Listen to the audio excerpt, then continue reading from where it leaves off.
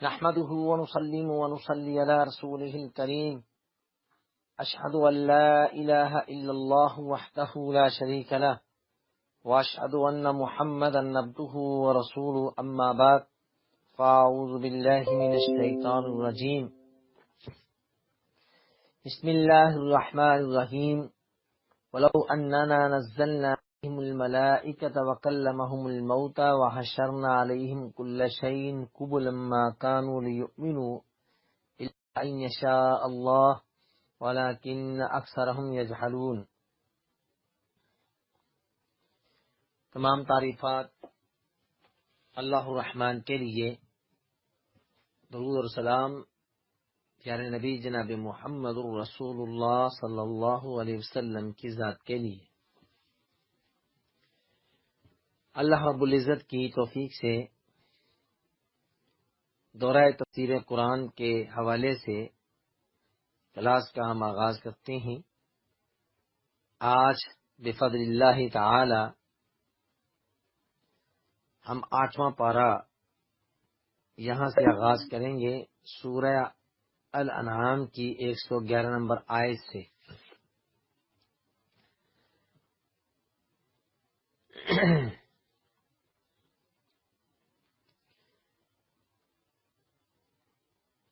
پارے کا آغاز وَلَوْ أَنَّنَا نَزَّلْنَا إِلَيْهِمُ الْمَلَائِكَةَ یہاں سے ہے۔ اس سے پچھلی آیت میں، آیت نمبر 110 میں اللہ نے فرمایا وَنُقَلِّبُ أَفْئِدَتَهُمْ وَأَبْصَارَهُمْ كَمَا لَمْ يُؤْمِنُوا بِهِ أَوَّلَ مَرَّةٍ وَنَذَرُهُمْ فِي طُغْيَانِهِمْ يَعْمَهُونَ۔ یہ جو کفار ہیں یہ اللہ رب العزت کی آیات اور اس کی نشانیاں دیکھ کر بھی ایمان نہیں لاتے،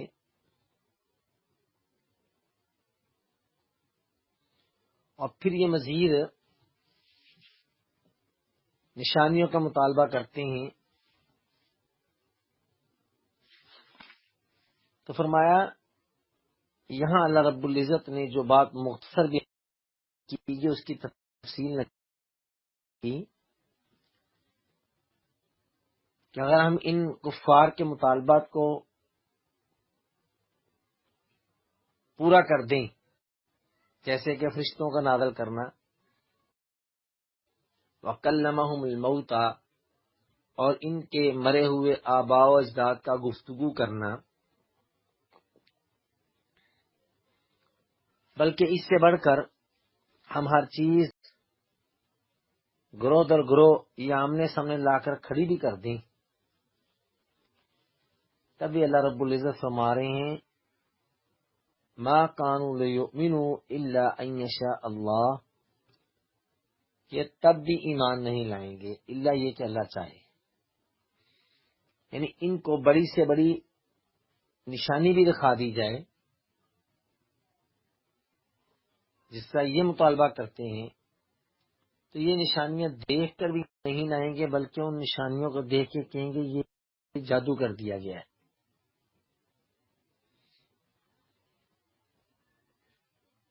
اور واقعی یہ اسی طرح کرتے تھے، جب بھی کوئی نشانی دیکھتے تو نشانی دیکھ کے اس کو دیتے تھے۔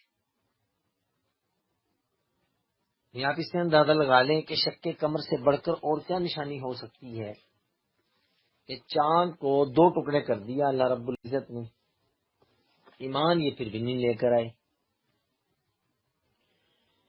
تو اللہ رب العزت نے واضح فرما دیا وَكَذَلِكَ جَعَلْنَا لِكُلِّ نَبِيٍّ عَدُوًّا شَيَاطِينَ الْإِنسِ وَالْجِنِّ۔ بات دراصل یہ ہے کہ ہر پیغمبر آپ سمیت اور آپ سے پہلے جو آئے ہیں ان کے دشمن ہوتے ہیں، شیاطین کی صورت میں، جن و انس میں سے دشمن ان کے ہوئے، جو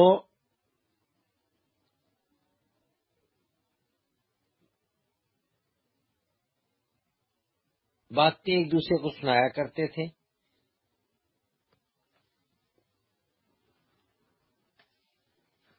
دھوکہ دینے کے لیے،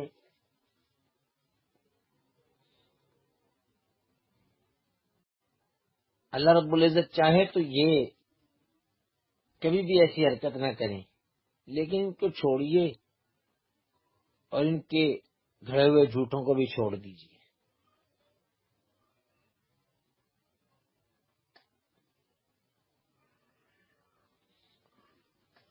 اللہ اکبر۔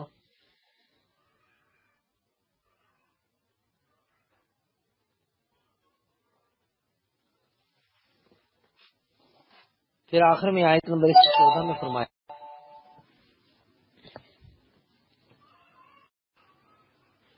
آپ ان کو بتائیے کہ اللہ رب العزت کی ذات کے علاوہ میں کسی کو حکم تسلیم کروں، اللہ کو چھوڑ کے کسی کو میں منصف سمجھوں؟ اصل فیصلہ کرنے والا اللہ رب العزت ہے، اسی نے آپ کی طرف کتاب نازل کی ہے، اور یہ لوگ بھی جانتے ہیں کہ یہ کتاب اللہ کی طرف سے نازل کی گئی ہے جو کہ سچی ہے، لہذا آپ کسی قسم کے شکوک و شبہات میں نہ پڑیں۔ آپ کے رب کے کلمات سچے ہیں اور انصاف کے اعتبار سے بالکل پورے ہو چکے ہیں۔ اللہ کی باتوں میں کوئی تبدیل کرنے والا نہیں ہے، اللہ سننے والا ہے۔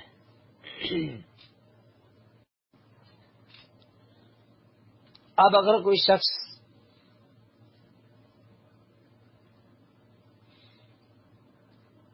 زمین میں رہنے والوں میں سے اکثر کی پیروی کرنے لگ جائے گا نا تو صراط مستقیم سے وہ بھٹکا دے گا۔ یہ تو گمانوں کے پیچھے چلنے والے لوگ ہیں اور اٹکل پچو لگانے والے لوگ ہیں۔ باقی آپ کے رب کو پتا ہے کون سیدھے رستے سے بھٹکا ہوا ہے، اور اللہ تعالیٰ خوب جانتا ہے کون ہدایت پہ قائم ہے۔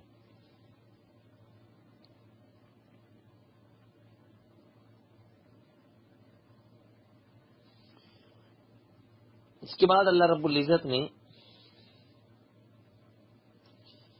آیت نمبر 118-19 میں فرمایا کہ وہ جانور رب العزت کا نام لیا جائے ان کو کھانا چاہیے،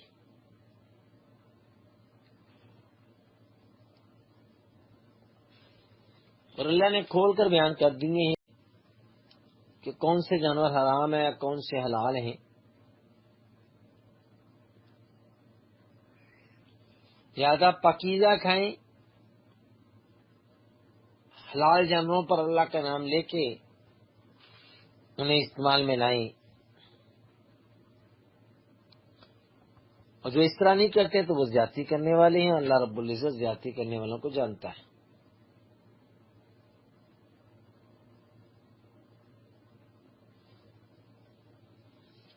لہذا آیت نمبر 121 میں فرمایا کہ مت کھائیے اس چیز کو لم یذکر اسم اللہ، اس پر اللہ کا نام نہیں لیا گیا۔ غیر اللہ کے نام پہ کوئی چیز دی جا رہی ہے اسے مت کھائیے، یعنی وہ ہے جس پر اللہ کا نام لیا گیا ہو، اور جس پہ اللہ کا نام نہیں لیا گیا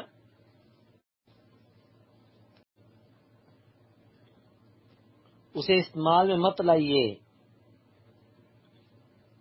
وہ سراسر نافرمانی ہے۔ شیاطین اپنے اولیاء کی طرف اس بات کی وحی کرتے ہیں تاکہ وہ تم سے لڑتے رہیں، جھگڑا کریں۔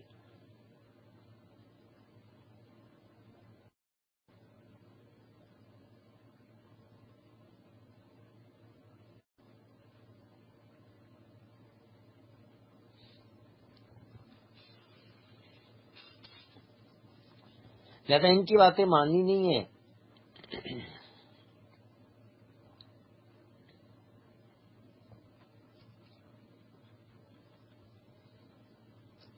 یہاں یاد رہے اگر کسی ذبیحہ پر جان بوجھ کر اللہ کا نام ترک کر دیا جائے تو اکثر فقہا کے نزدیک وہ حرام ہے. جان بوجھ کے اللہ کا نام چھوڑ دیا جائے تو اکثر فقہا کے یہاں وہ حرام ہے.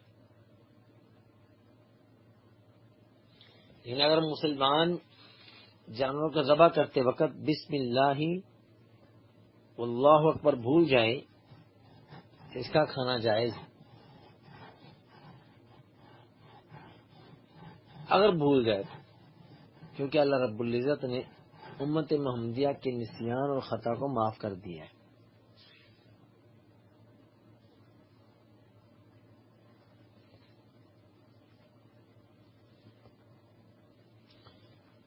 آیت نمبر 122 میں فرمایا اومن کان میتن، کیا وہ شخص جو مردہ تھا، فاحییناہ، ہم نے اسے زندہ کیا، یعنی ہم نے اسے مسلمان بنا دیا. کافر تھا، ہم نے ایمان کی دولت سے مالا مال کیا، اسے مسلمان بنا دیا.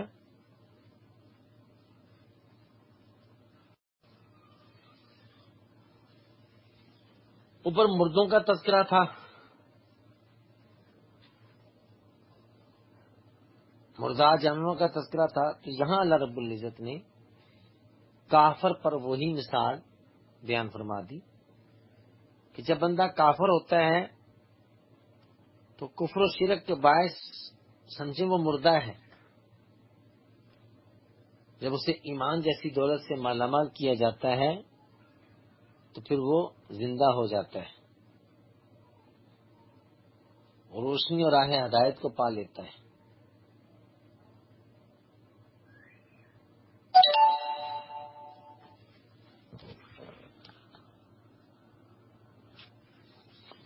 فما وجعلنا له نورا يمشي به في الناس، ہم اس کے لیے ایسی روشنی پیدا کر دیتے ہیں جس کے ذریعے سے لوگوں میں وہ چلتا ہے.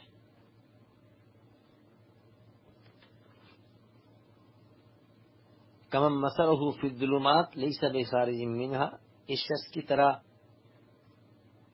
یہ اس شخص کی طرح ہو سکتا ہے بھلا جو اندھیروں میں ہے اور ان سے نکلنے والا بھی نہیں ہے.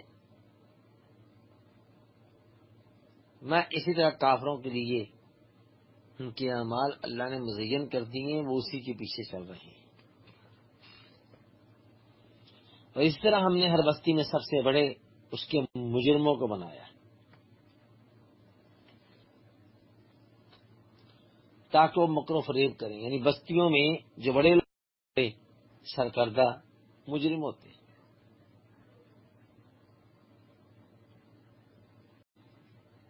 ہمارے وطن پاکستان کا بیڑا غرق کرنے والے بھی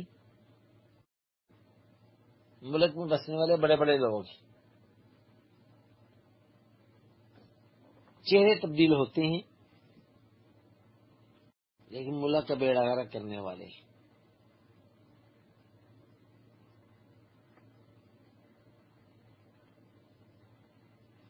ہمارے یہ مجرم ہی مکر و فریب کرتے ہیں، فتنہ پیدا کرتے ہیں،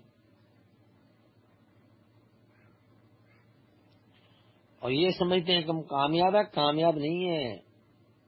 ان کے مکر و فریب حشر کے میدان میں سامنے آئیں گے تو انہیں اس کا حساب دینا پڑے گا.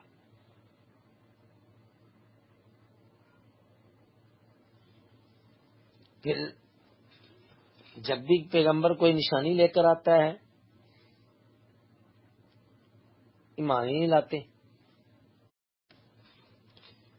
کیوں نہیں لاتے؟ کہ ہم تب تک ایمان نہیں لائیں گے جب تک جو اللہ نے رسولوں کو نشانیاں دکھلائی ہیں، نشانیاں دیں، کہتے ہیں ہمیں بھی ویسی چیز دی جائے پھر ہم مانیں گے. اب ابو جہل عتبہ شیبہ جیسے بندے کو نبوت سے نوازا جاتا، مانیں یہ نہیں ہو سکتا.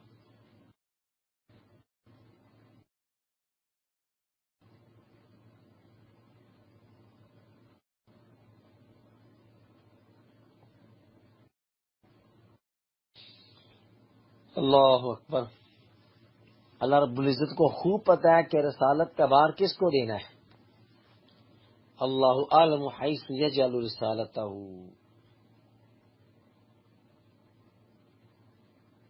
اللہ کو پتا ہے نبوت کی ذمہ داری کون ادا کر سکتا ہے اور کسے میں نے دینی ہے. زیادہ ان کی باتوں میں نہ آئیے. باقی رہ گیا جس کے سینے کو اللہ کھول دے، سمجھو اسی کے ساتھ اللہ بھلائی کا ارادہ کرتا ہے.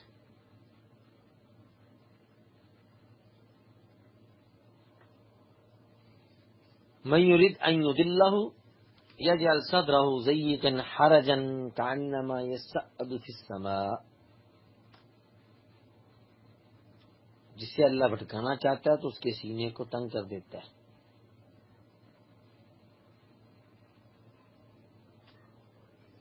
تو ایسے جیسے بڑی مشکل سے آسمان پہ. لہذا اللہ رب العزت جو ایمان نہیں نہ لاتے، اللہ تعالیٰ ان پہ گندگی ڈال دیتا ہے.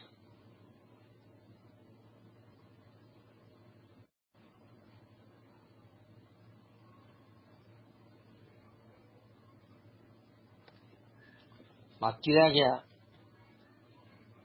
وَهَذَا صِرَاطُ رَبِّكَ مُسْتَقِیمًا، آپ کے رب کی یہ راہ یہی سیدھی راستہ ہے. ہم نے اسے کھول کر بیان کیا ہے. لَهُمْ دَارُ السَّلَامِ عِنْدَ رَبِّهِمْ، انہی کے لیے ان کے رب کے ہاں سلامتی کا گھر ہے اور وہ ان کا مددگار ہے. وَهُوَ وَلِيُّهُمْ بِمَا كَانُوا يَعْمَلُونَ.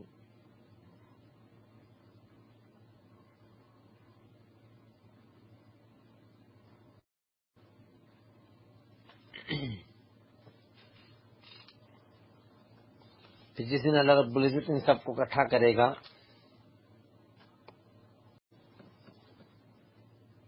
جنوں سے بھی پوچھے گا، انسانوں سے بھی پوچھے گا.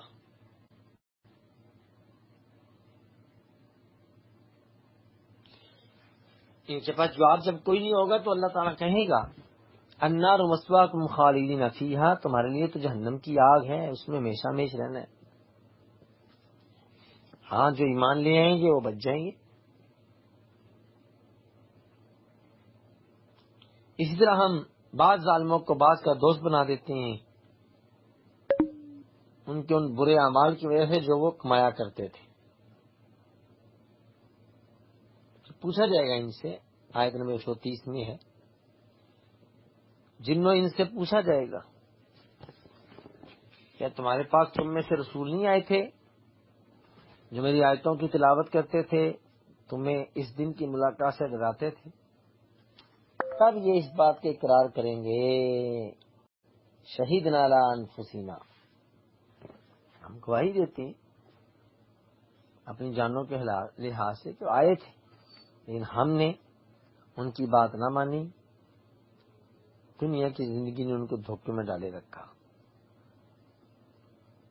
اور خود کہیں گے کہ ہم کفر کرنے والے، ہم نے کفر کی.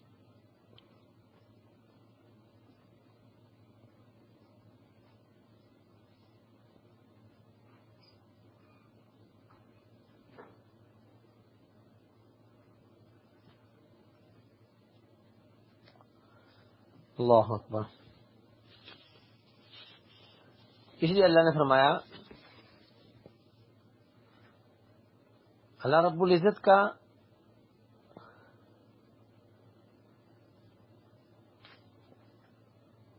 یہ دستور ہی نہیں ہے کہ کسی بستی کو ہلاک کر دے جبکہ اس کے رہنے والے غافل ہوں. اللہ ان پر حجت قائم کرتا ہے، پھر نافرمانی پہ ان کو پکڑتا ہے.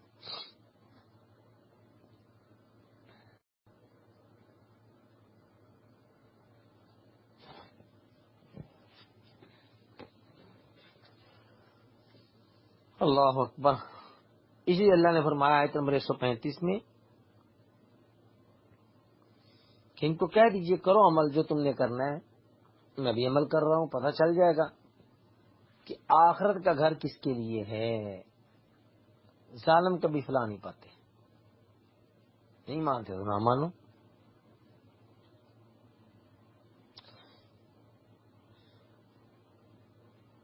پھر اللہ رب العزت نے آیت نمبر 136 میں جب قیامت اور جزا و سزا کے متعلق ان کے خیرات کی تردید کی، تب یہاں سے ان کی دوسری اعتقادی اور عملی حماقتوں اور جہالتوں کا بیان شروع کر دیا جو مدت سے چلی آ رہی تھی.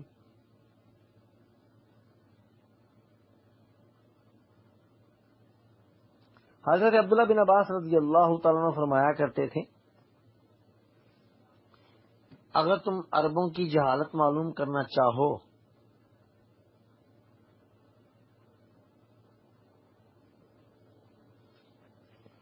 تو سورہ نام کی آیت نمبر 130 سے لے کر 140 تک کی آیتوں کو پڑھ لو.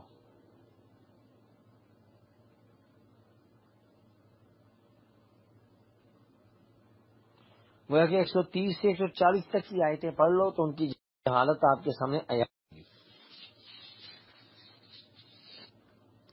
ان کی پہلی جہالت کیا تھی؟ اپنی کھیتی اور چھپاؤں میں سے ایک حصہ انہوں نے اللہ کے لیے رکھا ہوا تھا،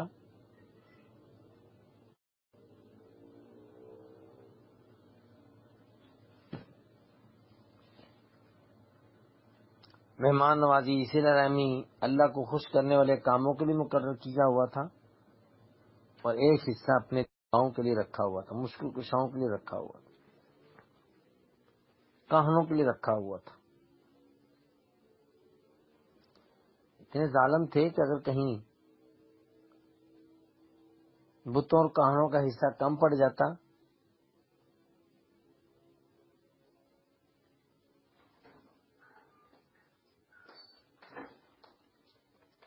پھر کیا کرتے؟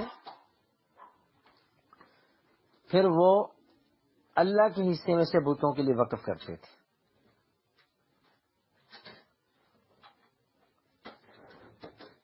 اور اگر اللہ کا حصہ کم پڑ جاتا نا تو پھر وہ دوسرے سے اللہ کے لیے خرچ نہیں کرتے تھے.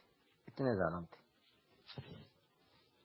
دوسری جہالت ان کی کیا تھی؟ آیت نمبر 137 میں بیان کی اللہ نے، اپنی اولاد کو قتل کرتے تھے.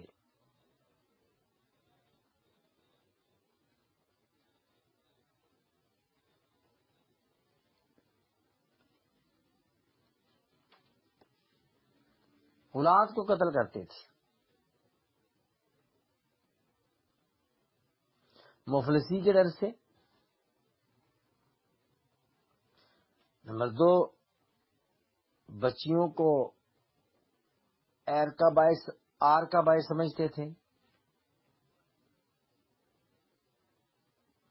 نمبر 3، اپنے معبودوں کو خوش کرنے کے لیے اولاد کو ان کے نام پہ ذبح کر دیا کرتے تھے.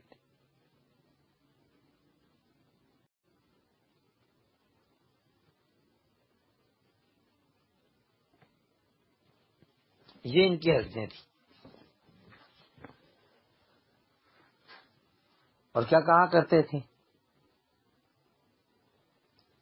حاجی انعام و حرث حجر، آیت نمبر 138، یہ چھپائی اور کھیتی ممنوع ہے،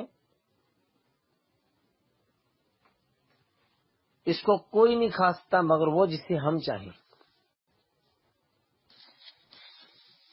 کچھ جانور تھے جن کی پشتوں پہ سفر کرنے کو وہ حرام سمجھتے تھے، ان پہ بیٹھنے کو حرام سمجھتے تھے.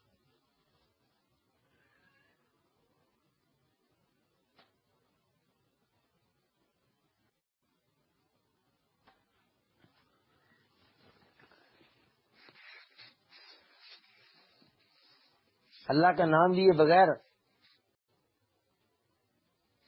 جوڑ باندھ کر انہیں کھا لیا کرتے تھے. بتوں کے نام پہ جانور چھوڑتے تھے، جیسا کہ ہم پیچھے پڑھ چکے ہیں، بحیرہ، صاحبہ، حامہ. اللہ اکبر.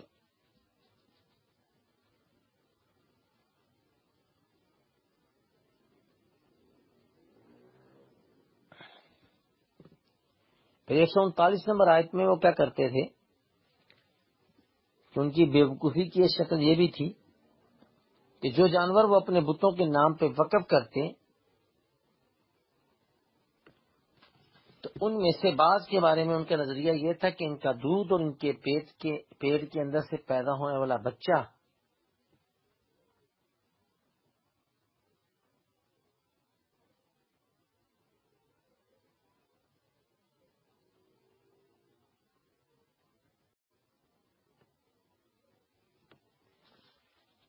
یہ ان کی حرکتیں تھیں. کھانے پینے میں بھی وہ شرک کرتے تھے.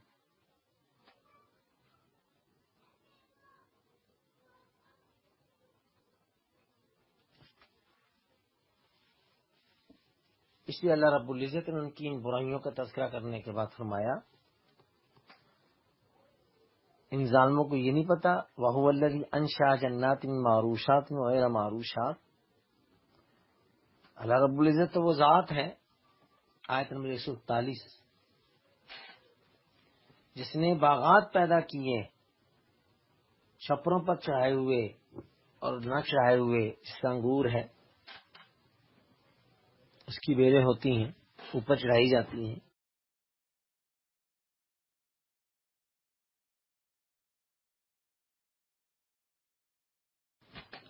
کھیتوں مسلمان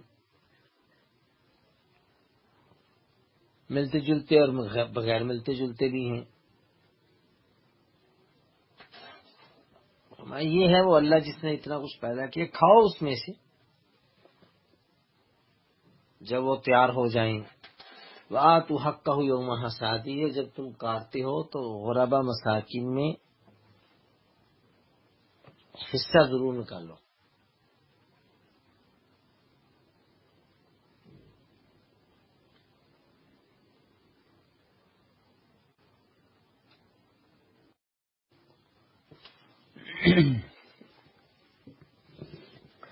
یہاں سے یہ پتہ چلتا ہے کہ مکہ میں زکوٰۃ فرض تو نہیں تھی، لیکن اہل ایمان کو بھی حکم تھا وآتوا حقہ یوم حصادہ، کہ جب کٹائی ہوتی تھی نا نہ کچھ غربا مساکین میں بانٹنے کا حکم تھا.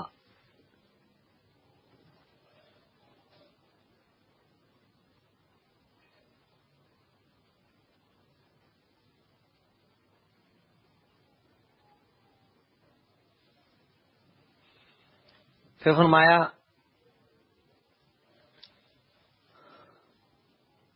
جانوروں میں کچھ تو وہ جانور ہیں جن پر بوجھ ڈالا جاتا ہے، اونٹ ہے، بیل ہے. کچھ وہ ہیں جو زمین کے ساتھ لگے ہوئے ہیں. کیا مانا؟ بھیڑ بکریاں ہیں، ان پہ بوجھ تو نہیں لادا جاتا.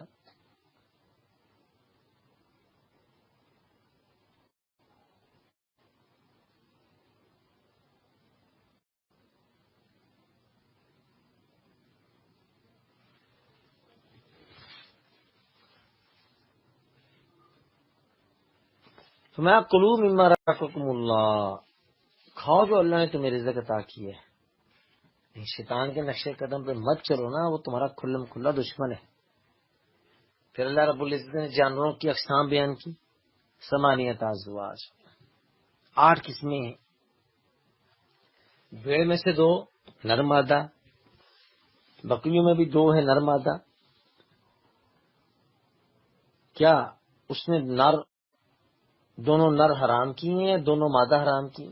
ان میں سے اللہ نے کسی کو حرام نہیں کی. اللہ اکبر.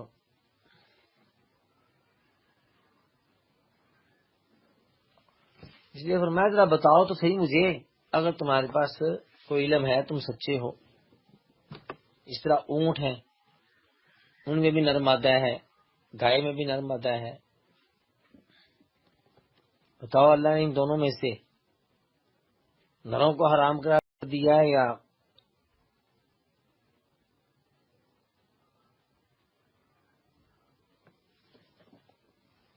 تو اللہ نے تو ان میں سے حرام کسی کو قرار نہیں دیا. کہ تم کون ہوتے ہو اپنی مرضی سے یہ جانور فلاں بت کے نام پر ہے، یہ فلاں بت کے نام پہ اسے حرام قرار دے رہے ہو.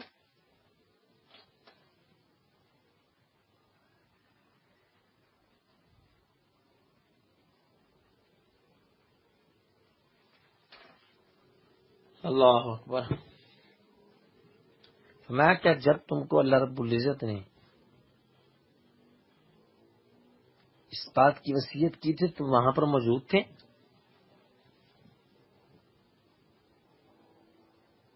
اللہ پر جھوٹ مت باندھو، بہتان مت لگاؤ. اس لیے آیت نمبر 145 میں فرمایا کہہ دیجئے کہ میں اس وحی میں جو میری طرف کی گئی ہے کسی کھانے والی چیز پر کوئی چیز حرام نہیں پاتا جسے وہ کھائے.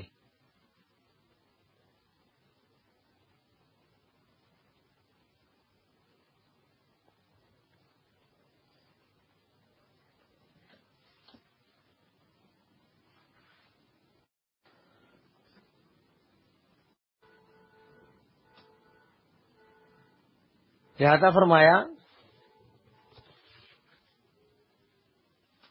جو اللہ نے میری طرف وحی کی ہے کسی کھانے والی چیز میں سے کوئی چیز حرام نہیں پاتا جسے وہ کھائے. سوائے دار ہے، میتا کو اللہ نے حرام قرار دی ہے، یا دم مسفوح ہے، یا لحم خنزیر ہے، یہ چیزیں کیا نجس ہیں. اور فسقا اہل لغیر اللہ بھی، نافرمانی ہو جس پر غیر اللہ کا نام پکارا گیا ہو، یہ چیزیں حرام ہیں. باقی مجبوری کی صورت میں، لاچاری کی صورت میں اللہ رب العزت نے جان بچانے کی حد تک اجازت دی ہے، وگرنہ نہیں. باقی جو یہودی تھے ان پر ہم نے ہر ذی ظفر کو حرام قرار دیا، یعنی ہر ناخن والے جانور سے مراد وہ جانور یا پرندہ ہے جس کی انگلیاں پھٹی ہوئی، اونٹ، شتر مرغ، بطخ وغیرہ.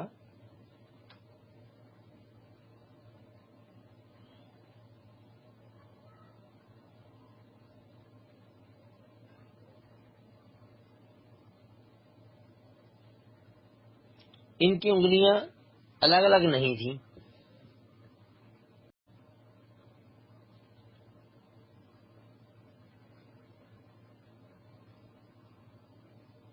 تو فرمایا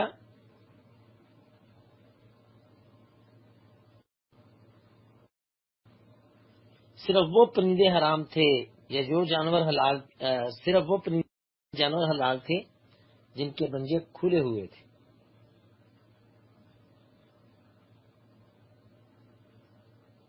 یا آنتڑیاں، ابل حوایا، وہ آنتڑیاں جن میں مینگنیاں ہوتی ہیں وہ بھی حلال تھی.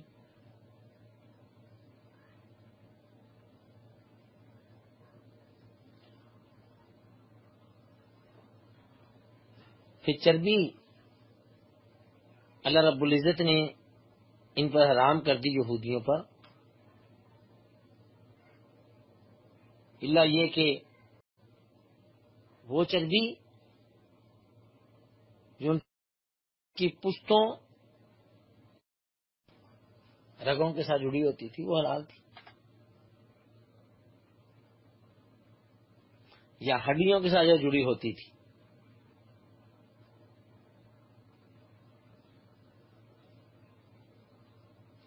یہ ہم نے انہیں ان کی سرکشی کی جزا دی تھی، بلا شبہ ہم یقیناً سچے ہیں.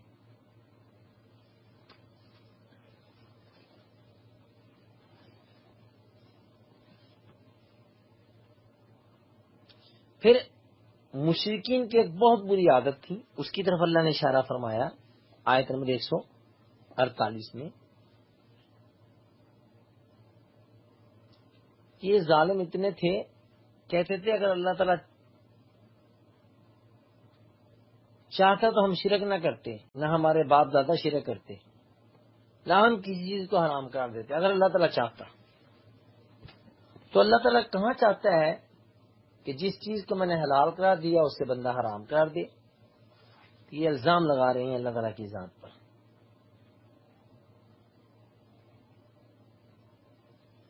اس لیے اللہ نے فرمایا کہ تمہارے پاس کوئی علم والی بات ہے فتخرجوہ لنا، پھر ہمارے سامنے پیش کرو۔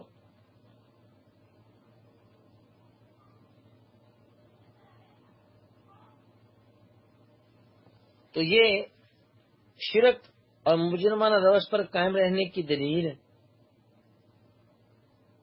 لینے کی کوشش کرتے تھے کہ ہمیں اللہ نے اس کا حکم دیا ہے، کہاں دیا ہے؟ اور آج بھی ہمارے مسلمان تقدیر کا سہارا لے کر کہتے ہیں کہ ہمارے حق میں خود اللہ کی مرضی اور ارادہ یہی ہے کہ نہیں نماز پڑھتے تو اللہ نے لکھا ہوا ہے، ہمارا کیا قصور ہے؟ تو تقدیر کا سہارا لے کے اللہ تعالیٰ کی ذات پر بہتان باندھتے ہیں۔ اس لیے کہا کہہ دیجئے فَلِلَّهِ الْحُجَّةُ الْبَالِغَةُ، کامل دلیل تو پھر اللہ کی ہے۔ اللہ تعالیٰ کہہ رہا ہے میں نے یہ کہا نہیں ہے تو پھر یہ جھوٹے ہیں۔ لَوْ شَاءَ لَهَدَاكُمْ أَجْمَعِينَ، اگر اللہ تعالیٰ چاہتا تو سب کو ہدایت دے دیتا۔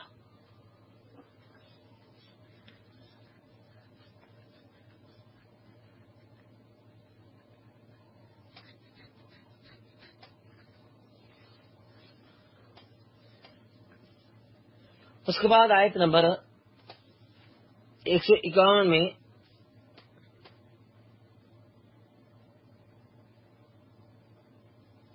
تفصیل کے ساتھ ان چیزوں کا تذکرہ کیا کہ وہ چیزیں حرام نہیں ہیں جن کو تم نے خود حرام قرار دیا ہے،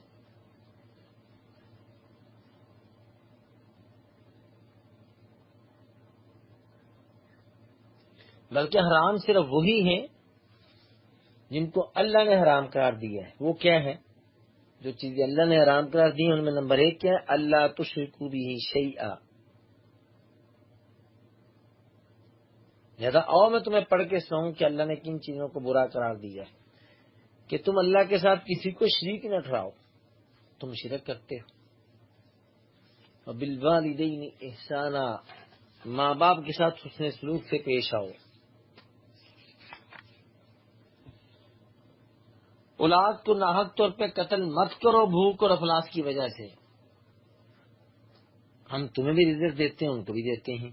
نمبر 4 ولا تقربوا الفواحش ما ظہر منها وما بطن، بے حیائی کے کاموں کے قریب بھی نہ جاؤ، جو اعلانیہ ہو اس میں سے یا پوشیدہ ہو، دونوں صورتوں میں۔ اور جس جان کو اللہ نے قتل کرنا حرام کر دیا اسے مت قتل کرو۔ اللہ اس بات کی تمہیں وصیت کر رہا ہے تاکہ تم عقل کرو۔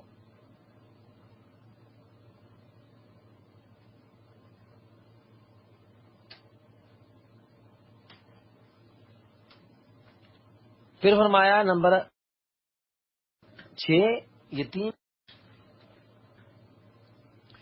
یہ نہ ہو کہ اس کے بڑے ہونے سے پہلے پہلے اس کا مال ہی کھا جاؤ۔ نمبر 7 اور 8 ناپ تول میں کمی مت کرو۔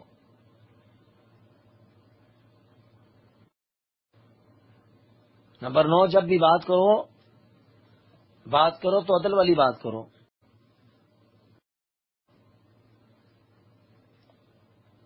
ولو کان ذا قربا، اگرچہ قریبی رشتہ دار کے بارے میں کیوں نہ ہو۔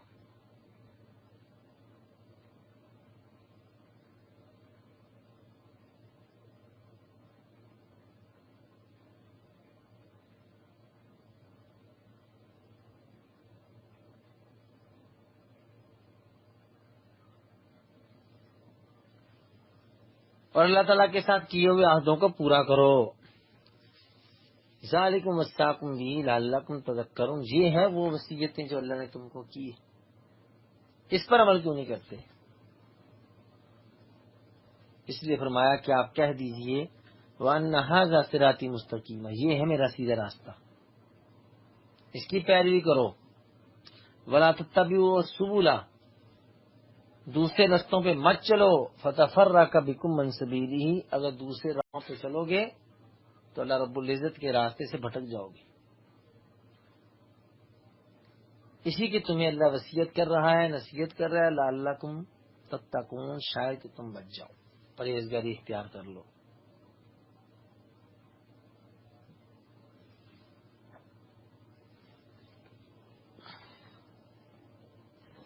یہودیوں کو بتایا کہ اللہ نے موسیٰ علیہ السلام کو کتاب دی تھی، تورات کامل کتاب تھی.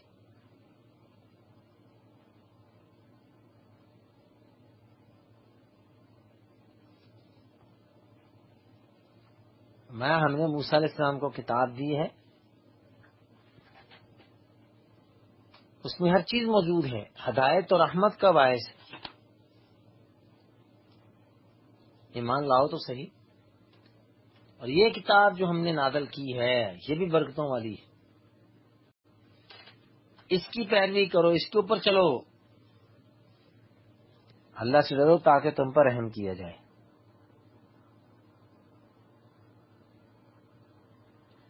کلکنا یہ نہ ہو کہ تم کہو کہ ہم اس کو پڑھ نہیں سکتے. ہم سے پہلی 2 جماعتوں پر کتاب نازل کی گئی،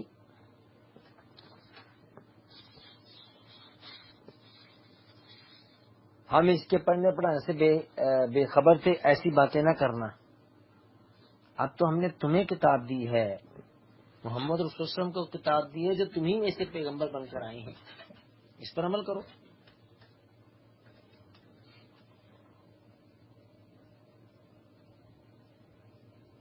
اس لیے بعد میں فرمایا آیت نمبر 158 میں، یہ پتہ نہیں کس چیز کا انتظار کر رہے ہیں، یہ فرشتوں کا انتظار کر رہے ہیں یا اللہ رب العزت کا انتظار کر رہے ہیں کہ وہ آ جائے، بعض نشانیاں آ جائیں.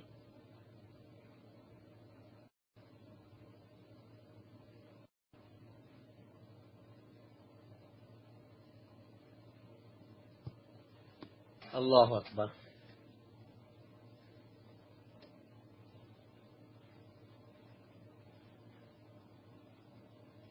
جس دن تیرے رب کی بعض نشانیاں رونما ہوں گی،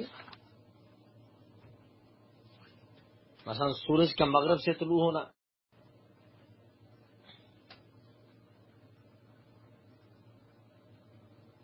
تب کسی شخص کو اس کے ایمان کام نہیں دے گا.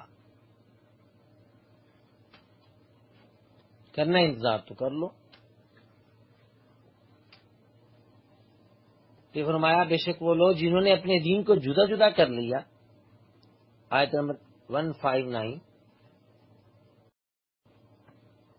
کئی گروہوں میں بٹ گئے. لست منہم فی شیء،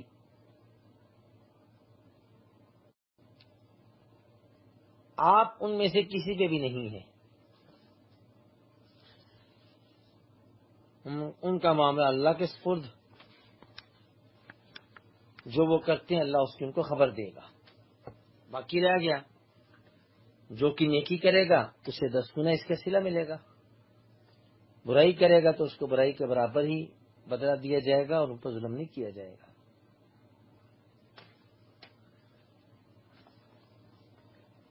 161 نمبر آیت میں فرمایا کہہ دیجئے اننی ہدانی ربی الی صراط مستقیم، میرے رب نے تو میری رہنمائی کر دی ہے نا صراط مستقیم کی طرف.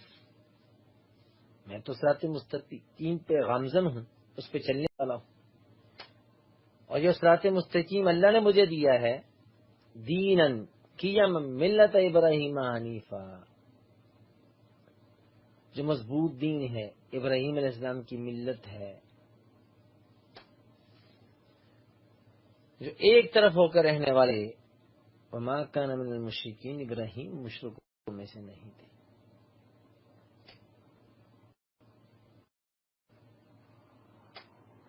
کہہ دیجئے بے شک میری نماز یعنی میری عبادت، قربانی، میرا زندہ رہنا، میرا مرنا للہ رب العالمین، اللہ رب العالمین کے لیے،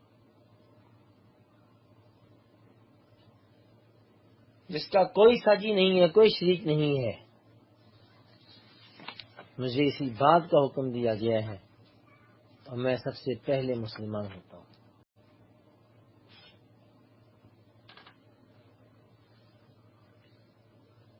الصلاۃ جو ہے قلبی، زبانی اور جسم کے تمام اعضاء کی عبادت کا مجموعہ ہے. نماز جو ہے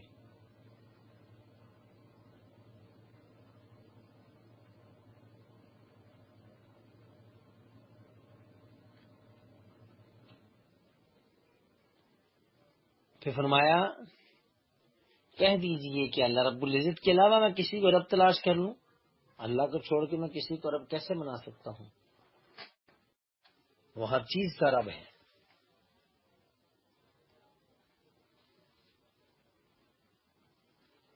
کوئی کسی کا بوجھ نہیں اٹھائے گا. جب اللہ کے پاس جائیں گے نا، اللہ ہر چیز کی خبر دے دے گا، اور جس چیز میں اختلاف کر رہے ہو اس کے بارے میں بھی اللہ رب العزت ہمیں خبر دے گا. اللہ وہ ذات ہے جس نے تمہیں زمین کے جانشین بنایا. وَرَفَعَ بَعْضَكُمْ فَوْقَ بَعْضٍ دَرَجَاتٍ، تمہارے بعض کو بعض پر درجوں میں بلند کر،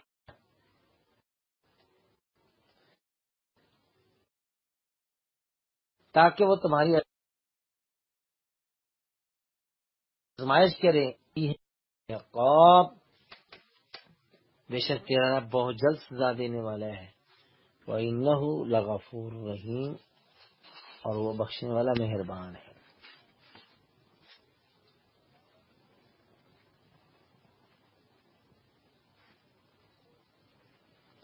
اللہ تعالیٰ بخشنے والا مہربان ہے. اس کے بعد اللہ رب العزت نے سورہ آراف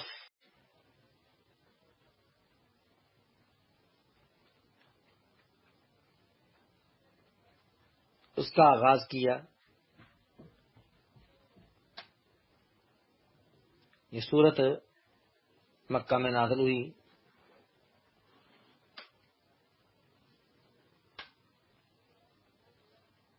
اس میں یہ کہنا ہے کہ کتاب انزل الیک،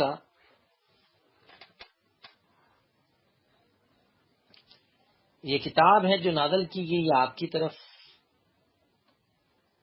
یہاں نازل کی گئی ہے، کس نے نازل کی ہے اس کا تذکرہ نہیں کیا. یہ بتانے کی ضرورت ہی نہیں تھی، کیونکہ سب جانتے تھے کہ رسول اللہ صلی اللہ علیہ وسلم نے ہمیشہ اللہ رب العزت کا تذکرہ کیا. یہ اللہ کی طرف سے نازل شدہ کتاب ہے.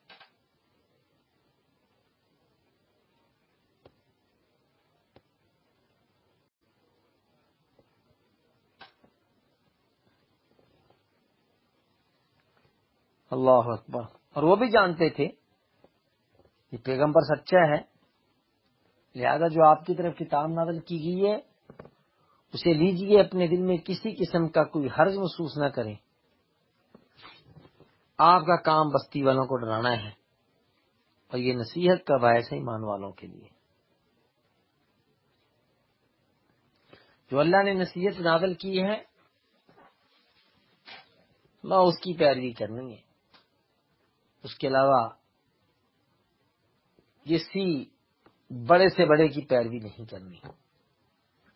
اللہ کو چھوڑ کر کسی کی، کون سے اولیاء اللہ ہیں جو اللہ کو چھوڑ کے تم نے ان کے پیچھے چلنا ہے؟ بہت کم ہے جو نصیحت پکڑتی ہے. بڑی بستیاں گزری ہیں، فرمایا ہم نے انہیں ہلاک کیا ہے، ان کے پاس ہمارا عذاب آیا اور راتوں رات آیا، اور دوپہر کے وقت بھی آیا جب وہ آرام کرنے والے تھے.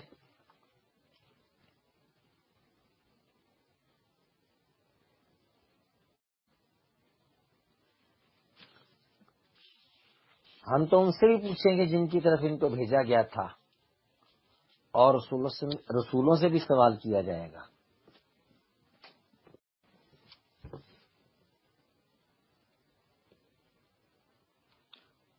ایک دن آنے والا ہے جس میں حساب و کتاب ہوگا. والوزن یومئذ الحق، اس دن ترازو لگایا جائے گا عملوں کو تولنے کے لیے. جس کا پلڑا بھاری ہوا وہ کامیابی پالیں گے، جن کے موازین ہلکے ہوئے گویا کہ انہوں نے اپنے آپ کو خسارے میں ڈال دیا.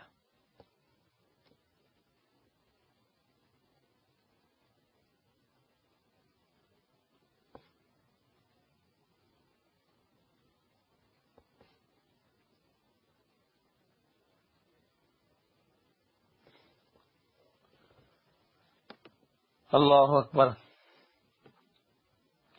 فرمایا ہم نے تم کو جگہ دی ہے، اس میں ہم نے تمہیں جگہ دی ہے زمین میں رہنے کے لیے. ہم نے اس زمین میں تمہارے لیے زندگی کے سامان بنائے. تم شکر ہی نہیں کرتے. بہت کم ہے جو اللہ کا شکر ادا کرتے.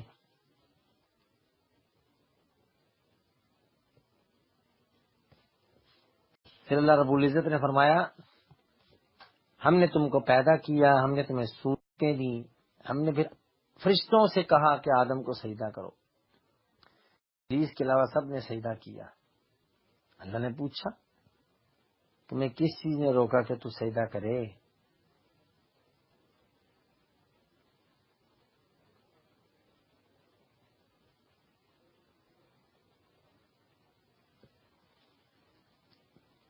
شیطان نے رام سے کہہ دیا خلقتنی من نار و خلقتہ من طین، مجھے تم نے آگ سے پیدا کیا، اس کو مٹی سے. لہذا اس نے قیاس کیا کہ آگ مٹی سے افضل ہے، میں سجدہ نہیں کرتا.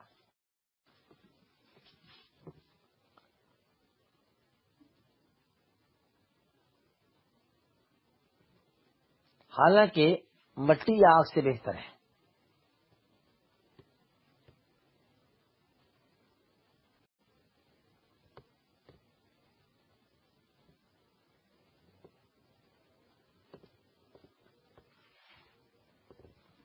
آگ کا کام تو جلانا ہے، ہر چیز کو جلا کے راکھ کر دیتی ہے. مٹی جلتی ہے، اناج ڈالا جائے نا، بیج ڈالا جائے، پودے پیدا کرتی ہے، درخت بنا دیتی ہے، پھر آگے مزید اس کی نشوونما ہوتی ہے. آگ کو جلا کے راکھ کر دیتی ہے. لہذا آگ کے مقابلے میں مٹی کے اندر یہ خاصیت زیادہ ہے.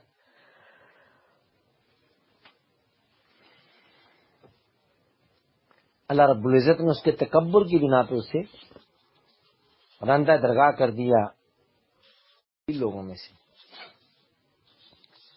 اس نے اللہ رب العزت سے مہلت مانگ لی، قیامت تک کے لیے مجھے موقع دے دے میرے اللہ. اللہ نے دے دیا. پھر کہنے لگا فَبِمَا أَغْوَيْتَنِي،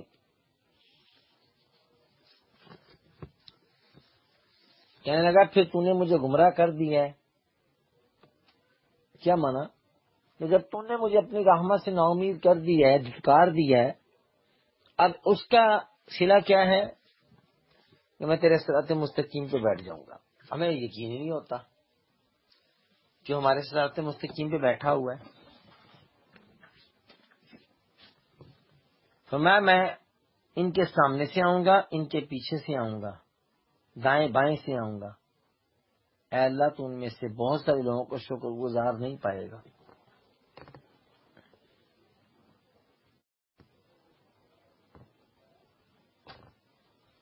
اللہ نے کہا فخرج منہا مذءوما مدحورا.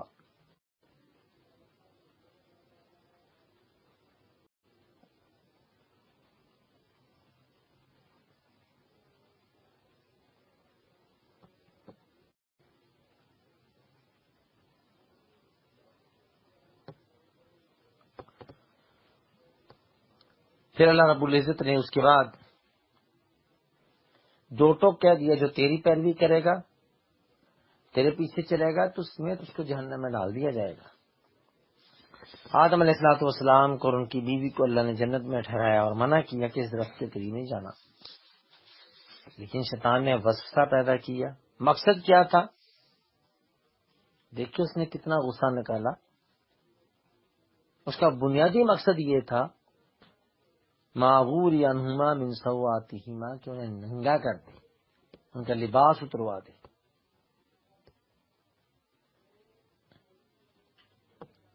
اس نے صاف کہا کہ تمہیں پتہ اللہ نے کیوں اس کے پھل کھانے سے منع کیا کہ کہیں تم فرشتے نہ بن جاؤ، ہمیشہ ہمیشہ جنت میں رہنے والے بن جاؤ گے. قسمیں اٹھائیں اس نے، میں تمہارے خیر خائی کرنے والا ہوں. دھوکہ دیا. پھر وہی ہوا جو چاہتا تھا. لما شجرہ، جب دونوں نے درخت کو چکھا ان کی شرمگاہیں عیاں ہوگی. لباس جنت کا اتر گیا، جنت کے پتوں سے اپنے جسم کو چھپانے لگے.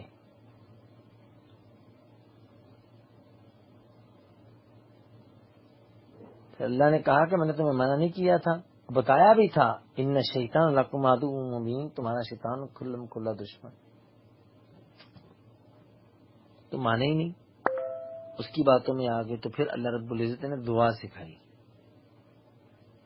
تو اللہ کی سکھائی ہوئی دعا کو انہوں نے پڑھ، ربنا ظلمنا انفسنا وان لم تغفر لنا وترحمنا لنکونن من الخاسرین.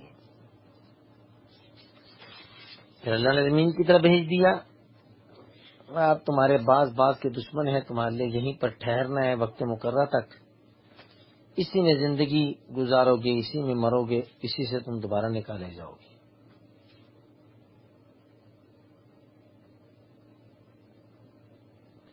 آیت نمبر 26 میں اللہ نے لباس کا تذکرہ کیا ہے. میں ایک تو ظاہری لباس نا، لباس کپڑوں والا لباس ہے، لیکن لباس تقوی جو ہے یہ سب سے بہتر ہے. انسان کے اندر تقوی پیدا ہو، اللہ کا خوف پیدا ہو. ظاہری لباس کے علاوہ جس سے تم صرف بدن ڈھانکتے ہو یا زینت کا کام لیتے ہو، اور ایک مانوی لباس بھی ہے جو ہر لباس سے بہتر ہے. لہذا اللہ رب العزت کا خوف، ایمان اور عمل صالح کا لباس، اس سے بھی اپنانا ضروری ہے.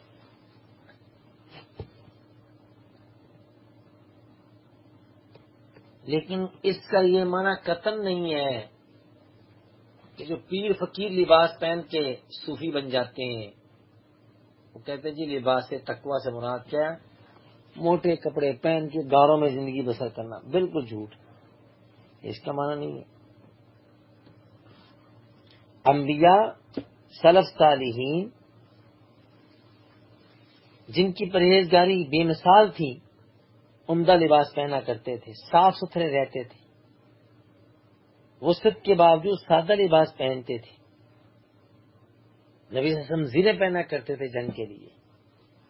لیکن آپ نے کبھی بھی زندگی ایسی نہیں گزاری جس طرح کہ آج کل کے چور چکے پیر فقیر گزارتے ہیں، کہ گندے بال، لٹیں چھوڑی ہوتی ہیں، زندگی بھر نہاتے نہیں ہیں، بول و براز گند بلا کرتے ہیں. یہ کوئی لباس تھوڑی ہے. پھر اللہ رب العزت نے اولاد آدم کو سمجھایا کہ شیطان جو ہے تمہیں فتنے میں نہ ڈال دے، جیسے اس نے تمہارے ماں باپ کو جنت سے نکلوایا. اس کا مقصد یہ تھا کہ ان کا لباس چھین لے، ان کو ایک دوسرے کے سامنے برہنہ کر دے. اور آج یہی شیطان حرکت کر رہا ہے، میرا جسم میری مرضی کی صورت میں ایک دوسرے کے سامنے اسے عیاں کرنے کی کوشش کر رہا ہے. ویلنٹائن ڈے کی صورت میں فرمایا انہ یراکم ہوا وقبیلہ من حیث لا ترونہم. شیطان اور اس کا قوم و قبیلہ وہ تمہیں ایسی جگہ سے دیکھ لیتے ہیں جہاں تم انہیں نہیں دیکھ سکتے. فرمایا شیطانوں کو ہم نے دوست ان لوگوں کا بنا رکھا ہے جو ایمان نہیں لاتے. اور آج بھی ایسی بک بک کرنے والے لوگ موجود ہیں جو دو ٹوک کہتے ہیں کہ یہ کیا چاہتے ہیں، یہ 1400 سال پیچھے میں لے کے جانا چاہتے ہیں.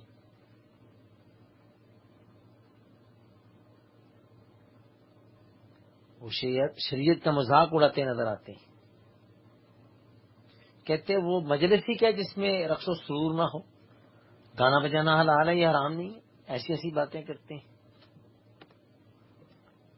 اس لیے اللہ نے فرمایا کہ جب یہ بے حیائی یا برائی کا کام کرتے ہیں تو کہتے ہیں ہم نے اپنے آباء و اجداد کو ایسے ہی پایا، اللہ نے ہمیں حکم دیا یہ کام کرنے کا. کہہ دیا اللہ رب العزت لا یامر بالفحشاء، اللہ بے حیائی کا حکم دیتا ہی نہیں ہے. اللہ تعالیٰ کی ذات پر جھوٹ باندھتے ہیں. میرے رب نے مجھے ہمیشہ انصاف کا حکم دیا ہے، اور اپنے رخ ہر نماز کے وقت سیدھے رکھو اور اس کے لیے دین کو خالص کرتے ہوئے اسی کو پکارو.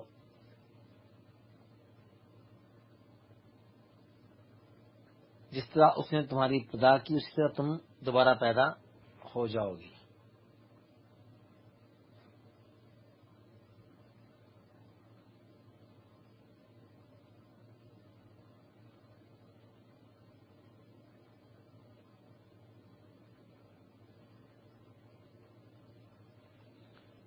اللہ اکبر۔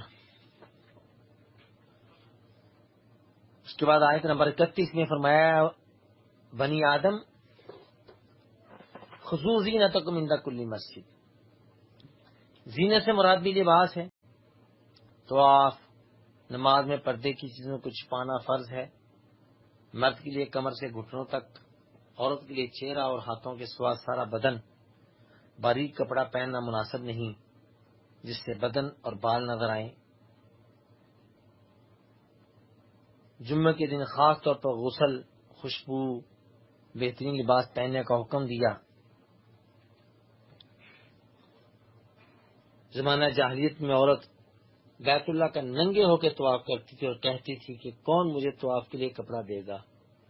اس کو شرمگاہ پر ڈال دیتی اور کہتی ہے یوم یبدو بعضہ کلہ وما بدا منہ فلا احلہ، کہ آج اس کا کچھ حصہ یا سارے کا سارا جسم ظاہر ہو جائے گا، اس میں سے جو ظاہر ہوگا میں اسے حلال نہیں کروں گی کہ کوئی اس کو دیکھے، جیسا کہ صحیح مسلم میں آتا ہے۔ کہہ دیجئے کس نے حرام کی اللہ کی زینت جو اس نے اپنے بندوں کے لیے پیدا کی ہے؟ والطیبات من الرزق، کھانے پینے کی پاکیزہ چیزیں بھلا کس نے حرام کی؟ یہ آج کل کے نام نہاد کے پیر فقیر وہ زیب و زینت کو پسند ہی نہیں کرتے، پاکیزہ چیزیں کھانے کے لیے تیار ہی نہیں ہوتے۔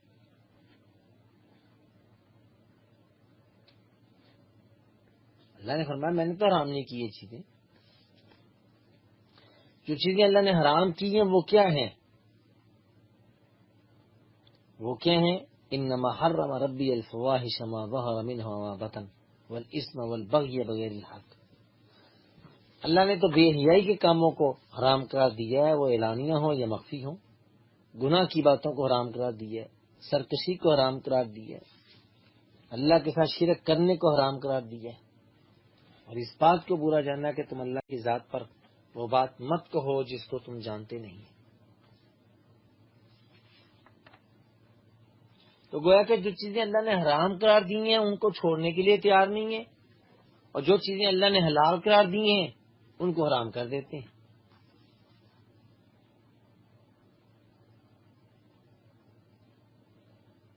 پھر اولاد آدم کو سمجھایا آیت نمبر 35 میں کہ تمہارے پاس رسول آئیں گے، میری آیتوں کی تلاوت کریں گے، جس نے تقوی اختیار کیا، اصلاح کر لی، ان کے اوپر کسی قسم کا خوف طاری نہیں ہوگا، غمگین نہیں ہوں گے۔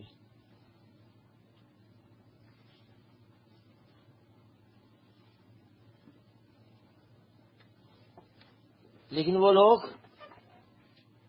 وہ بد نصیب جو اللہ کے نافرمان ہیں، جھوٹ بولتے ہیں، اللہ کی آیتوں کی تکذیب کرتے ہیں۔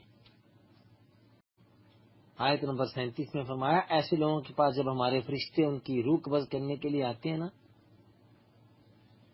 تو کہتے ہیں انما کنتم تدعون من دون اللہ، کہاں ہیں وہ جن کو تم اللہ کے علاوہ پکارتے تھے؟ تو کیا کہتے ہیں؟ ضلوا عنا، کھو گئے ہم سے، گم ہو گئے۔ پھر اپنے بارے میں خود وہ گواہی دیں گے کہ وہ کافر تھے۔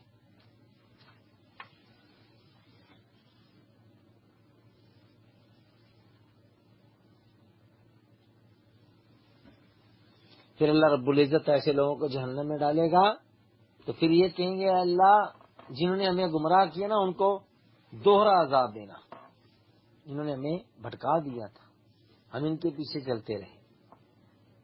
اللہ رب العزت فرمائیں گے لِكُلٍّ ضِعْفٌ وَلَكِنْ لَا تَعْلَمُونَ، سب کو عذاب ڈبل ہوگا، آج کسی کے لیے معافی نہیں ہے۔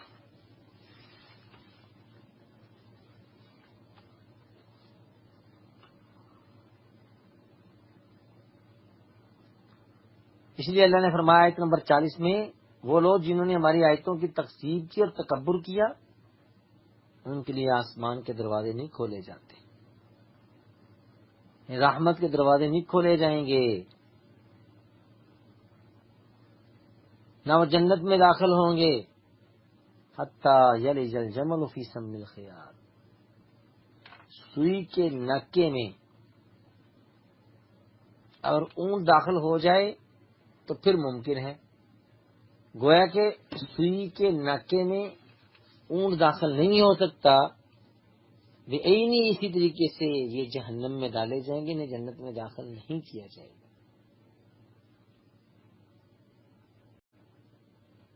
یہی ان کی سزا ہے، یہی ان کی جزا ہے۔ جہنم میں ان کا بچھونا بھی آگ کا ہوگا، لحاظ بھی ان کے اوپر جہنم کا ہوگا، ہر طرف سے آگ ہی آگ ہوگی۔ ہاں، ایمان والے لوگ جنہوں نے عمل کیے اور اچھے اعمال کیے، یہ لوگ جنت میں جائیں گے، اس میں ہمیشہ ہمیش رہیں گے، اور جب جنت میں جائیں گے تو ان کے دلوں سے اللہ تعالیٰ غل کھینچ لے گا، کینہ ان کے سینوں سے نکال دے گا۔ کیا کہیں گے؟ الحمدللہ الذی ہدانا لہذا وما کننا لنہتدی لولا ان ہدانا اللہ، یہ دعائیں پڑھیں گے۔ تعریفیں تو اللہ کے لیے جس نے ہمیں راستہ دکھایا، ہمارے اندر تو اتنی ہمت نہیں تھی کہ ہم اس راستے پہ چل سکتے۔ ہمارے رب کے بھیجے ہوئے رسول ہمارے پاس آئے حق لے کر، اس کو ہم نے مانا، پھر کہا جائے گا یہ وہ جنت ہے جس کے تم کو وارث بنایا گیا ہے تمہارے عمل کرنے کی وجہ سے۔ پھر جنتی لوگ جہنمیوں کو پکاریں گے، ہم نے تو وہ پا لیا جو اللہ نے ہم سے وعدہ کیا تھا، تمہارے رب نے جو تم سے وعدہ کیا تھا تم نے پا لیا، جو اللہ نے ہم سے وعدہ کیا ہمیں مل گیا، تم سے جو وعدہ کیا تمہیں ملا کہ نہیں ملا؟ ملا، جہنم ملی، اور کیا۔ پھر ایک اعلان کرنے والا اعلان کرے گا ان کے بیچ میں کہ ظالموں پر اللہ کی لعنت ہے۔ ظالم کون؟ جو اللہ کے راستے سے روکا کرتے تھے، اس میں کدیاں تلاش کیا کرتے تھے اور آخرت کا انکار کرتے تھے۔ ان دونوں کے درمیان میں ایک آڑ ہوگی، اور بلندیوں پر کچھ مرد ہوں گے، آراف، جنت اور جہنم کے بیچ میں۔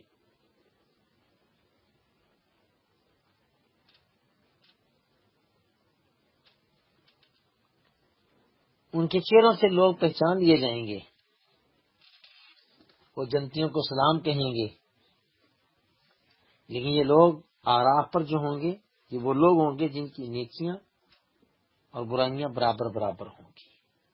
ابھی یہ جنت میں نہیں جا سکتے نہ جہنم میں جا سکتے، بہرحال انہیں طمع ہوگی کہ وہ جنت میں ضرور داخل ہوں گے، پھر اللہ رب العزت اپنی رحمت سے ان کو جنت میں داخل کر دے گا۔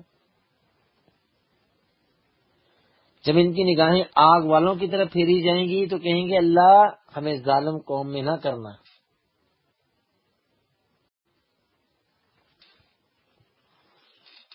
اللہ اکبر۔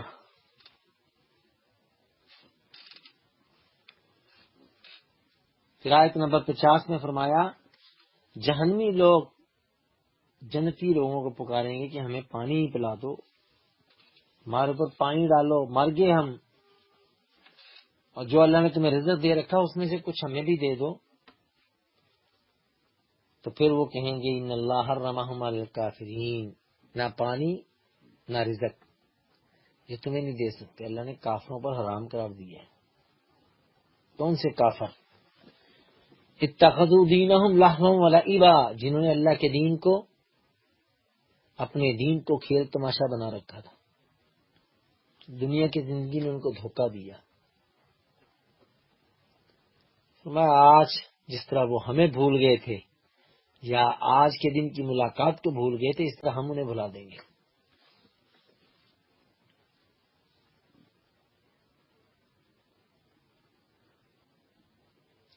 وہاں پر کوئی سفارش بھی کسی کی نہیں کر سکے گا،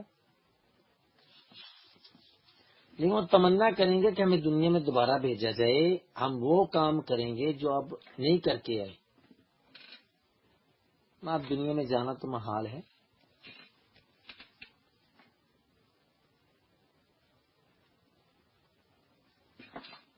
پھر فرمایا تمہارا رب وہ ذات ہے جس نے زمین و آسمان کو 6 دنوں میں پیدا کیا، آیت نمبر 54۔ پھر اللہ عرش پہ مستوی ہو گیا۔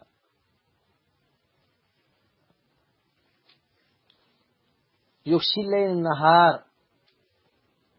رات کو دن پر اڑا دیتا ہے، یطلبہ حثیثا، جو تیز چلتا ہوا اس کے پیچھے چلا آتا ہے۔ سورج، چاند، ستارے اللہ کے حکم کے تابع ہیں۔ الا لہ الخلق والامر، سن لو، پیدا کرنا اور حکم دینا صرف اللہ کا کام ہے۔ بابرکت ہے اللہ جو رب العالمین ہے۔ اللہ کو پکارو گڑ گڑا کر خفیہ طور پر، بے شک وہ حد سے بڑھنے والوں سے محبت نہیں کرتا۔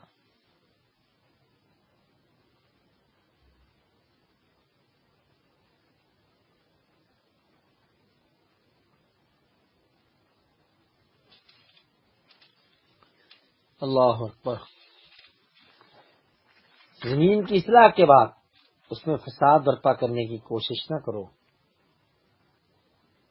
اسے خوف و طمع میں پکارو، اللہ کو خوف اور طمع میں پکارو۔ اللہ تعالیٰ کی رحمت نیکی کرنے والوں کے بڑے قریب ہے۔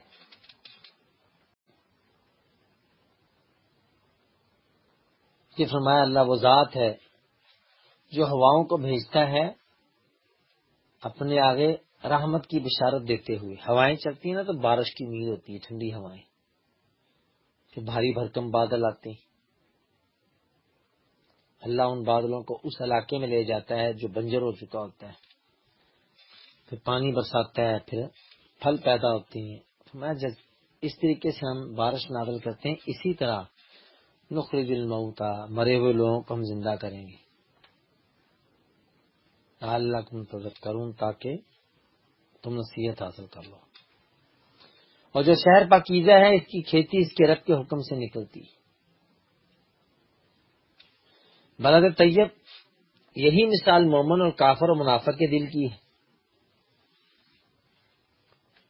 رحمت کی بارش ہوتی ہے، زمین پہ پانی چلا جاتا ہے، زرخیز ہو جاتی ہے، پانی جذب کر لیتی ہے۔ سخت زمین جو ہوتی ہے وہ پانی کو روک،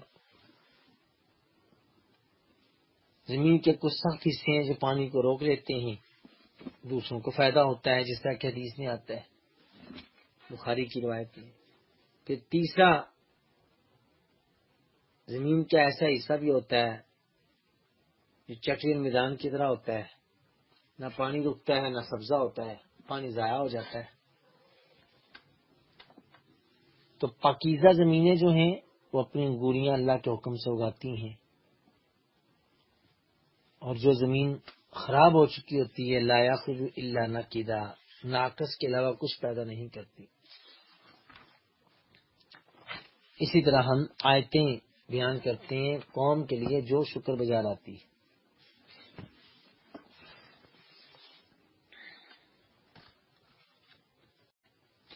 اس کے بعد اللہ رب العزت نے انبیاء علیہ الصلوۃ والسلام کے واقعات کا تذکرہ کر دیا ہے، انشاءاللہ اس کو ہم کل بیان کریں گے، حضرت نوح علیہ الصلوۃ والسلام کے واقعے سے لے کر الی آخری، یعنی سورہ اعراف کے آخر تک، کیونکہ یہاں انبیاء کا قصہ یکے بعد دیگرے آئیں گے، تو پھر انشاءاللہ العزیز ان واقعات کو ہم کل بیان کریں گے۔ اللہ رب العزت سے دعا کرتے ہیں اللہ تعالیٰ اس ماہ رمضان کی خیر و برکت کو سمیٹنے کی ہمیں توفیق نصیب فرمائے۔ اللہ رب العزت یہ بابرکت مہینہ جس کو ہمارے اوپر اللہ نے سایہ فغن کیا ہے، اس نے ہمارے گناہوں کو بالکل ملیا میٹ کر دے اور ہمیں جنت کا وارث بنا دے۔ اے اللہ ہمارے خطاؤں کو معاف فرما، اللہ ہماری خطاؤں کو معاف فرما، ٹوٹی پھوٹی باتوں کو قبول فرما، اور ہمیں اپنی عبادت کرنے کے لیے چن لے۔ اللہ ہمیں اپنی عبادت کے لیے چن لے، قرآن جی کی تلاوت کے لیے ہمیں چن لے، ذکر و اذکار کے لیے ہمیں تو چن لے۔ بارک اللہ فیکم، السلام علیکم ورحمۃ اللہ۔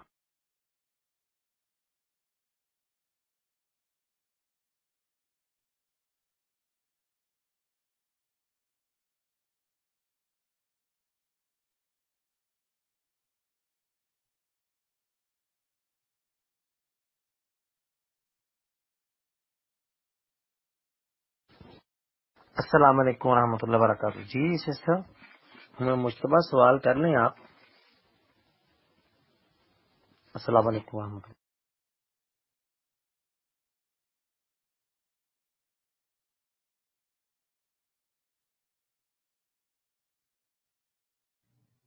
السلام علیکم ورحمۃ اللہ وبرکاتہ۔ شیخ میری آواز آ رہی ہے روم میں؟ پلیز کنفرم کر دیجیے۔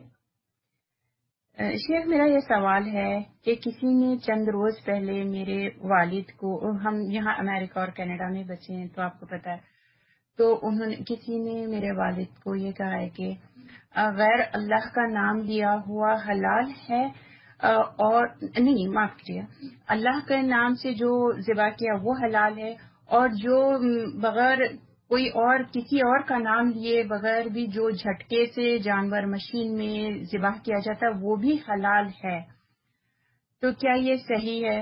کیونکہ انہوں نے یہ بتایا کہ اس کے اوپر کسی اور کا نام نہیں لیا گیا، نہ ہی اللہ کا نام لیا گیا اور نہ ہی کسی اور کا، اور یہ مشین سے جھٹکے سے کاٹی ہوئی مرغ ہے یا کوئی اور جانور، تو کیا یہ صحیح ہے شیخ؟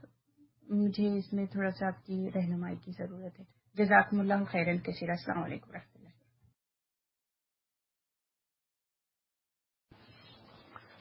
وعلیکم السلام ورحمۃ اللہ وبرکاتہ۔ جی سسٹر، میں نے آپ کا سوال سنا۔ اصل بات تو یہ ہے کہ جب ہم لا الہ الا اللہ محمد الرسول اللہ صلی اللہ علیہ وسلم پڑھ لیتے ہیں نا، تو پھر ہم مسلمان کہلاتے ہیں۔ جب ہم مسلمان بن جاتے ہیں تو پھر میرا اور آپ کا اختیار ختم ہو جاتا ہے، پھر ہم شریعت کے دائرہ کار کے اندر رہتے ہوئے اپنی زندگی کو گزارنے کے پابند ہیں۔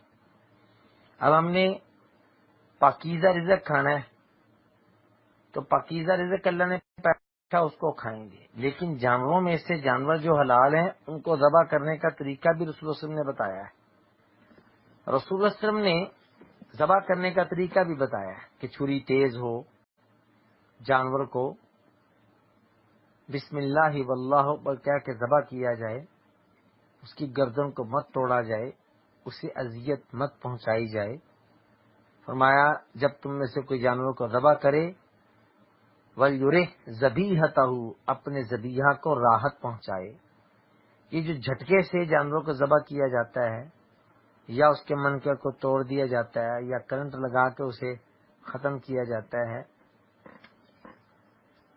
یا فائر اس کی پھوڑی میں مار کے اسے جان سے، یا کوئی ہتھوڑی اس کے سر پہ ماری جاتی ہے، خاص حصے پہ تو وہیں کا وہیں ڈھیر ہو جاتا ہے، دم مسفو نکلتا نہیں ہے، تو وہ جانور حلال نہیں ہوتے، وہ حرام ہے۔ نبوی طریقے کے مطابق ہی ہم نے جانوروں کو ذبح کرنا ہے، اور یہی دین ہے۔ اگر غیر اللہ کا نام، بندہ کہتا ہے جی اللہ کا نام ہم نے لیا ہی نہیں، اللہ کا کسی کا نام نہیں لیا، لیکن جانور اس طریقے سے ذبح نہیں کیا جس طریقے سے ذبح کرنا چاہیے تھا، تو پھر وہ جانور مسلمان نہیں کھا سکتے۔ السلام علیکم ورحمۃ اللہ۔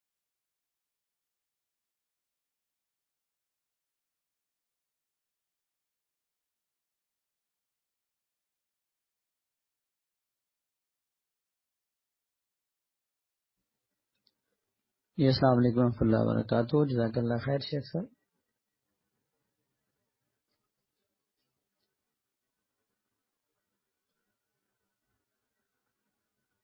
جی شیخ صاحب، اللہ تعالیٰ آپ کو جزائے خیر عطا فرمائے۔ موبائل فون کے بارے میں پوچھا جا رہا ہے کہ رمضان مبارک میں عموماً جو ہے وہ قرآن پاک پڑھنے کی روٹین ہوتی ہے، تو اس میں مصحف جو ہے وہ ہم کو ہوا ہے، تو کیا یہ موبائل فون جو ہے وہ واش روم میں لے کے جایا جا سکتا ہے شیخ صاحب؟ موبائل فون شو میں لے کے جایا جا سکتا ہے جبکہ اس میں مکمل مصحف پڑا ہوا ہے؟ السلام علیکم ورحمۃ اللہ وبرکاتہ۔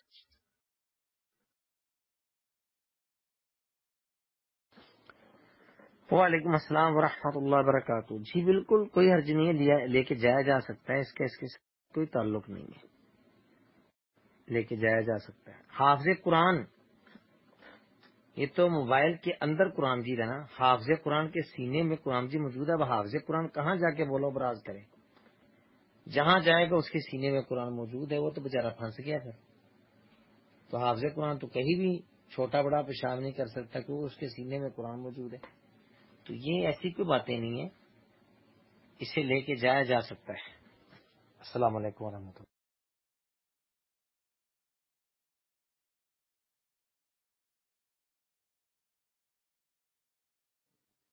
جی السلام علیکم ورحمۃ اللہ وبرکاتہ۔ شیخ صاحب سوال یہ پوچھا جا رہا ہے کہ بیٹی ہیں اور انہیں پیریڈز کا پرابلم کچھ اس طرح کا ہے کہ کچھ دن جو ہے وہ پیریڈز ہوتے ہیں اور پھر جو ہے وہ سٹاپ ہو جاتا ہے معاملہ، پھر کچھ دن گزرتے ہیں تو پھر یہ معاملہ شروع ہو جاتا ہے۔ شیخ صاحب اس میں بعض اوقات 15 دن بھی لگ جاتے ہیں، بعض اوقات 13 دن لگ جاتے ہیں، تو بیچارے نماز جو ہے وہ سٹارٹ کرتے ہیں لیکن دوبارہ پھر جو ہے وہ انہیں اسی طرح تکلیف سٹارٹ ہو جاتی ہے۔ تو شیخ صاحب ایک تو وہ نماز کا کیا کرے اور رمضان مبارک کے مہینے میں جو ہے وہ روزوں کا کیا کرنا چاہیے، اس کے بارے میں تھوڑی سی وضاحت فرما دیجیے۔ مائک میں آپ کے لیے چھوڑا ہوں۔ السلام علیکم ورحمۃ اللہ وبرکاتہ۔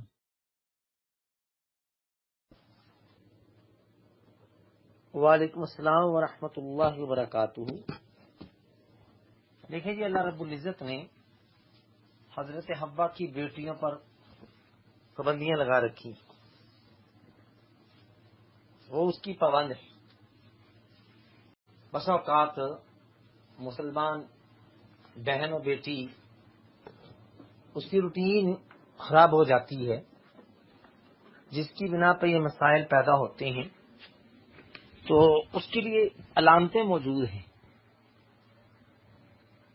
جو مینسز کا خون ہے اس کے بارے میں حدیث میں آتا ہے دم الحیض دم اسود یورف، مینسز کا خون سیاہ ہوتا ہے اور گھڑا بھی ہوتا ہے، بدبودار ہوتا ہے، پہچان لیا جاتا ہے۔ اگر تو ایسے خون کی کیفیت تو پھر عورت نماز بھی نہیں پڑھ سکتی، روزہ نہیں رکھ سکتی، حتیٰ کہ اگر وہ نماز پڑھ رہی ہے اسے محسوس ہو کہ شاید خون بہنے لگ گیا تو نماز توڑ دے، اس کا کوئی تعلق نہیں نماز پڑھنے کا، چھوڑ دے وہیں پر۔ اگر روزہ رکھا ہوا تھا بیچاری مسلمان بہن نے تو اسے اگر یہ کیفیت ہو تو پھر وہ روزہ چھوڑ دے، گناہ گار نہیں ہوگی۔ جن دنوں میں وہ محفوظ ہے، پاک صاف ہے، خون نہیں آ رہا، خواہ وہ 2 دن ہو یا 3 دن ہو، تو ان دنوں میں وہ تلاوت کر لے، نماز پڑھ لے، روزہ بھی رکھ لے۔ یہ اصل میں روٹین کا خراب ہونا ہے، ہو جاتا ہے بس اوقات، تو سمجھے کہ اس عورت کی یہ روٹین خراب ہو چکی ہے۔ جب تک یہ اپنی کیفیت پہ نہیں آتی تو اس کا معنی یہ نہیں ہے کہ ہم اس کو کہیں کہ نہ نماز پڑھ سکتی ہیں پڑھ سکتی ہیں، بلکہ جن دنوں میں وہ پاک ہے ان دنوں میں وہ روزہ بھی رکھیں، نماز بھی پڑھے۔ جہاں اسے شکایت ہو جائے اس مرض کے لاحق ہونے کی، وہاں وہ روزہ بھی چھوڑ دے، نماز بھی چھوڑ دے۔ خواہ درمیان میں 2 دن کا وقفہ ہو تو 2 دن اگر وہ بالکل پاک صاف ہے تو وہ روزہ رکھ سکتی ہیں۔ السلام علیکم ورحمۃ اللہ۔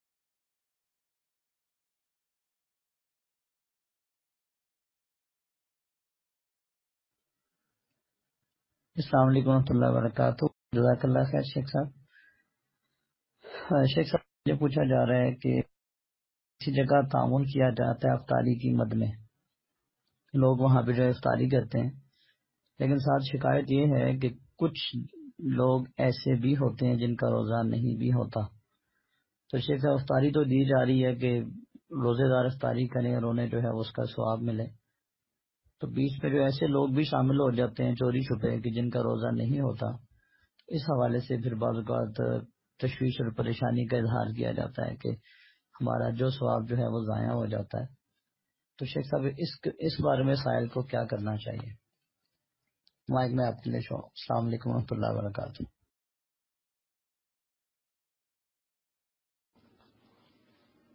وعلیکم السلام ورحمۃ اللہ وبرکاتہ. دیکھیے یہ صرف ان کے ساتھ معاملہ نہیں ہے، یہ ہمارے ساتھ بھی یہی معاملہ ہے. لوگ مسجدوں میں افطاریاں کرواتے ہیں، چاول بھیجتے ہیں، فروٹ لے آتے ہیں، لیکن روزے داروں میں سارے روزے دار نہیں ہوتے.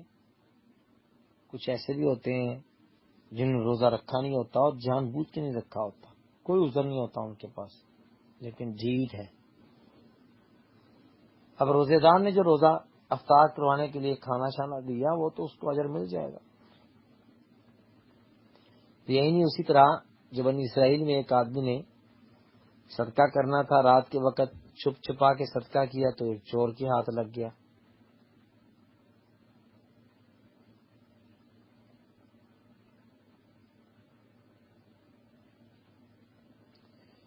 پھر اس نے جب دوبارہ اگلے دن صدقہ کیا تو سخی کے ہاتھ لگ گیا. پھر صدقہ کیا تو بدکار کے ہاتھ لگ گیا. تو لوگوں نے کہا لو جی رات کو کوئی چور کو صدقہ دے گیا ہے، سخی کو صدقہ دے گیا ہے، آنا بخیل کو صدقہ دے گیا ہے. دولت مند تھا لیکن بخیل تھا. اور پھر تیسرے دن پتہ چلا جی زانیہ عورت کو صدقہ دے گیا ہے. اس بیچارے کا دل مرجھا گیا کہ پتہ نہیں میرا صدقہ قبول ہو رہا ہے کہ نہیں ہو رہا. تو حقیقت میں اس کا صدقہ قبول تینوں دفعہ ہوا، لیکن اس کے اس عمل سے بدکار عورت نے بدکاری چھوڑ دی کہ بدکاری کے بغیر بھی جب اللہ رزق دے رہا ہے میں کیوں بدکاری کرتی ہوں. اور مالدار آدمی جو بخیل تھا اس نے کہا لو میں اپنے پیسے کو روک کے بیٹھا ہوں، لوگ رات کے وقت صدقہ کرتے، اس نے صدقہ شروع کر دیا. کہ لو میں چوری کرتا ہوں، چھپ چھپا کے لوگوں کا مال لوٹتا ہوں، تو اللہ نے بغیر چوری کے مجھے دے دیا، میں چوری کیوں کرتا ہوں. تو اس کا تینوں مرتبہ دیا ہوا صدقہ قبول ہوا. اسی طریقے سے یہ جو روزے داروں کے لیے لوگ روزہ کھلوانے کے لیے بیٹھتے ہیں دیتے ہیں، انہیں ان کی نیت کا اجر مل جائے گا. باقی جو بغیر روزے دار بھی آ کے بیٹھ جاتے ہیں اللہ رب العزت انہیں ہدایت دے دے گا، وہ بھی روزے دار بن جائیں گے انشاءاللہ. السلام علیکم. السلام علیکم ورحمۃ اللہ وبرکاتہ. جزاک اللہ خیر شیخ صاحب. آپ مناسب تو شیخ صاحب سوالات کا سلسلہ ہم کل تک کے لیے موقع دیتے ہیں. مائک میں آپ کے لیے چھوڑ رہا ہوں. کفارہ مجلس کی دعا چادر میں استعمال کر دیجیے. السلام علیکم ورحمۃ اللہ وبرکاتہ. بارک اللہ فیکم جی، جزاک اللہ خیرا. سبحانک اللہم و بحمدک، اشہد ان لا الہ الا انت، استغفرک و اتوب الیک. السلام علیکم ورحمۃ اللہ.